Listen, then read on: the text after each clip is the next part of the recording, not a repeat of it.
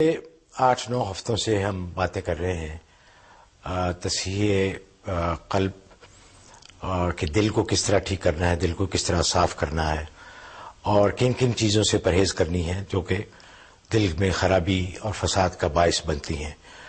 تو آپ نے اس ٹاپک کو بہت پسند کیا، آپ کی بہت ساری ای میلز بھی آئیں اور واقعی ناظرین یہ ہے بھی بہت اہم، کیونکہ ہے یہ دل کا معاملہ۔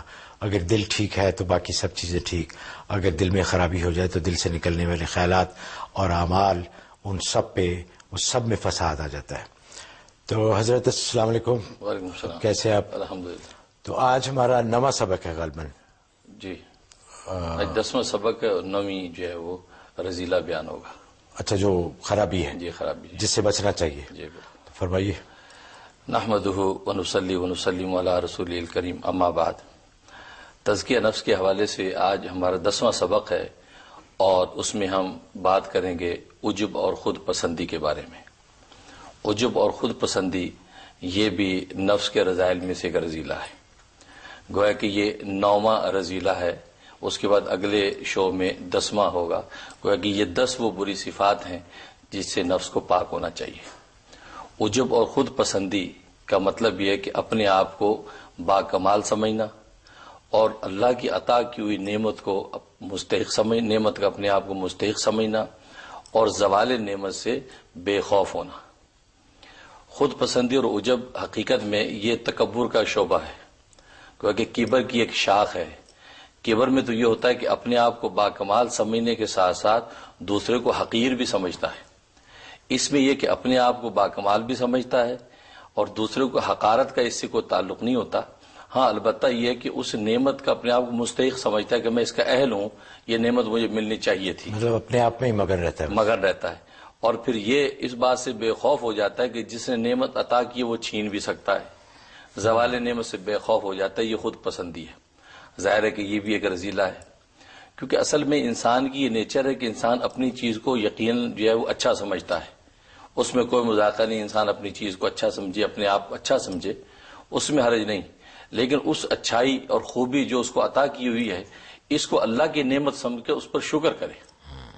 بس تزکیہ نفس کا اصول اس کو یہ بتاتا ہے کہ اپنے آپ کو اچھا سمجھنا برا نہیں ہے، ہاں البتہ جو اچھائی تمہیں جمال یا کمال یا نوال یا نعمت تمہیں حاصل ہے اس پر اللہ تبارک و تعالیٰ کا شکر کرو، کیونکہ دنیا کے اس دارالامتحان میں اللہ تبارک و تعالیٰ نے انسان پر 2 سوال رکھے ہیں۔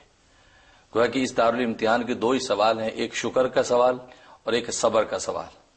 خوشی اور مسرت اور نعمت ملے تو اس پر شکر کرے، مصیبت اور تکلیف پہنچے تو اس پر صبر کرے۔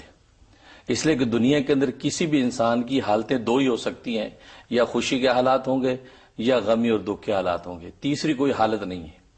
خوشی اور مسرت کی حالت ہو تو اس پر شکر نعمت، اور اگر مصیبت اور پریشانی کی حالت ہو اس پر صبر، اللہ تبارک و تعالی سے انابت اور رجوع اللہ، بس یہ مومن کی شان ہے اور یہی اس پر لازم کیا گیا ہے۔ اب اپنے آپ کی خود پسندی میں مبتلا ہو جانا اور اپنی پاکی اور اپنی صفائیاں پیش کرنا کہ میں بہت مزکہ اور مصفہ ہوں، یہ پسندیدہ نہیں ہے۔ اس لیے قرآن کریم میں اللہ تبارک و تعالیٰ کے ارشاد ہے وَلَا تُزَكُّوا أَنفُسَكُمْ، اپنی پاکیاں بیان نہ کیا کرو، اپنے آپ کو مزکہ مصفہ شو نہ کرو، بلکہ اللہ سے ڈرتے رہو کہ جس حال میں اللہ نے رکھا اس کی عنایت ہے۔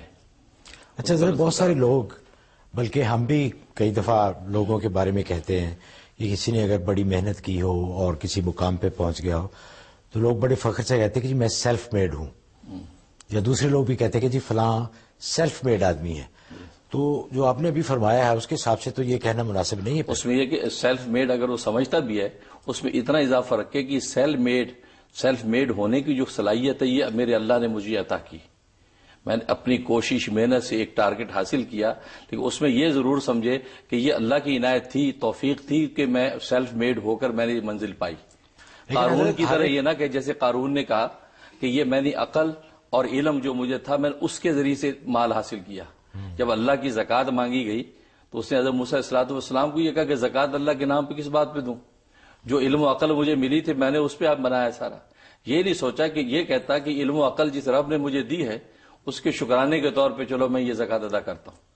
تو سیلف میڈ اپنے عنوان میں کوئی برا نہیں، لیکن وہ یہ سوچے کہ سیلف میڈ ہونے کی جو کیفیت ہے یا صلاحیت ہے میرے اللہ نے مجھے عطا کی ہے۔ اور ضروری نہیں حضرت کہ آپ محنت کریں تو کامیابی ہو، جی جی یہ ضروری نہیں ہے، ضروری نہیں ہے، بالکل کیونکہ بہت سے لوگ ہیں بڑی محنت کرتے ہیں لیکن کہیں نہیں پہنچ پاتے. بالکل کچھ لوگ ہوتے ہیں تھوڑی سی محنت کر کے بہت. تو یہ اللہ کی طرف سے ہے، بالکل اللہ سے ہی مانگنا چاہیے، اور اللہ جو عطا کرے اس کا اللہ کا شکر ادا کرنا چاہیے بالکل کہ دھیان وہی ہو کہ وہیں سے آتا ہے، وہی دیتا ہے، وہی لیتا ہے. بالکل یہ رزق کا آنا اور رزق کا نہ آنا یہ اللہ کی طرف سے ہے. عزت کا آنا اور ذلت کا آنا یہ بھی اللہ کی طرف سے کے ہے. آتے بالکل تو جب یہ دل کی کیفیت ہو جائے گی تو پھر انسان سیدھے راستے پہ رہتا سیدھے ہے. راستے پہ رہتا ہے. پھر وہ جو آپ نے فرمایا کہ صبر اور شکر والی صبر حالت، شکر خود پسندی میں یہی تزکیہ کا اصول یہی بتاتا ہے کہ انسان یہ سوچے کہ اللہ ہی کی عطا کی نعمت ہے، یہ کہ یہ نہ ہو کہ بس اپنے آپ میں مگن رہے. اور جیسے کہ کہتے ہیں کہ اس میں یہ عیب ہے، تو کہتے ہیں کہ ایک انگلی تو دوسرے کا عیب بتاتی ہے، لیکن اپنی 3 انگلیاں اس کی طرف کہ اس کی 3 عیب بتاتی ہیں، اور انگوٹھا اس کی تصدیق کرتا ہے. اس لیے لکھا ہے واقعہ حضرت غوث پاک حضرت شیخ عبدالقادر جیلانی رحمۃ اللہ علیہ کا کہ ان کو کسی نے جو ہے چین کا بنا ہوا آئینہ ہدیہ دیا، تو حضرت نے رکھوا دیا کسی جگہ پہ. وقت ضرورت پیش آئی تو خادم سے کہا لے کے آؤ، وہ لا رہا تھا تو ٹوٹ گیا. اب خادم بڑا پریشان، تو حضرت سے آ کے اس نے کہا کہ از قضا آئینہ چینی شکست، کہ وہ چینی آئینہ اللہ کی قضاء و قدر کے ٹوٹ گیا. اب اللہ والے تھے تو انہوں نے فوراً فرمایا خوب شد اسباب خود بینی شکست، کہ بہت اچھا ہوا اپنے آپ کو دیکھنے کے اسباب ٹوٹ گئے. تو یہ خود پسندی، خود بینی، اپنے آپ کو دیکھتا بیٹھا رہے اور دوسروں کی پرواہ نہ کرے، تو یہ جو ہے مومن کی شان نہیں ہے. اسے لکھا کہ اس کے 2 علاج ہیں. ایک علمی علاج یہ ہے کہ انسان یہ تصور کرے کہ جو کمال یہ نعمت مجھے حاصل ہے یہ اللہ تبارک و تعالی کی لطف و عنایت ہے، اپنے کرم سے اس نے مجھے عطا کی، میں اس کا مستحق اور اہل نہیں ہوں. جیسے امام رومی رحمۃ اللہ علیہ فرماتے ہیں کہ بادشاہ کو پانی پلانے والا ساقی فخر نہ کرے کہ میں بادشاہ کو پانی پلاتا ہوں، بلکہ شکر کرے کہ بادشاہ نے پانی پلانے کی ڈیوٹی پر مقرر کر رکھا ہے. تو وہ فخر کا مقام نہیں، شکر کا مقام ہے. تو یہ اس کا علمی علاج ہے کہ انسان اپنے ہر کمال خوبی کو اللہ کی عنایت سمجھے. اور عملی علاج یہ ہے کہ انسان دوسروں کی خوبیوں پر نظر رکھے اور اپنی برائیوں پر نظر رکھے. بس یہ اگر تصور قائم باندھ دے گا، حضرت یہ ہو جائے تو دنیا کے سارے مسائل حل ہو جائیں گے. کیونکہ میں سمجھتا ہوں کہ کسی کا عیب بتانا سب سے بڑا عیب ہے.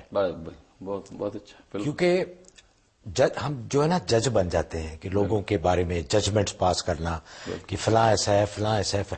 یہ صرف اللہ کے ہاتھ میں ہے، یہ صرف اللہ کا خاصہ ہے، اور اللہ ہی کے پاس ہے کہ اللہ ہی جانتا ہے.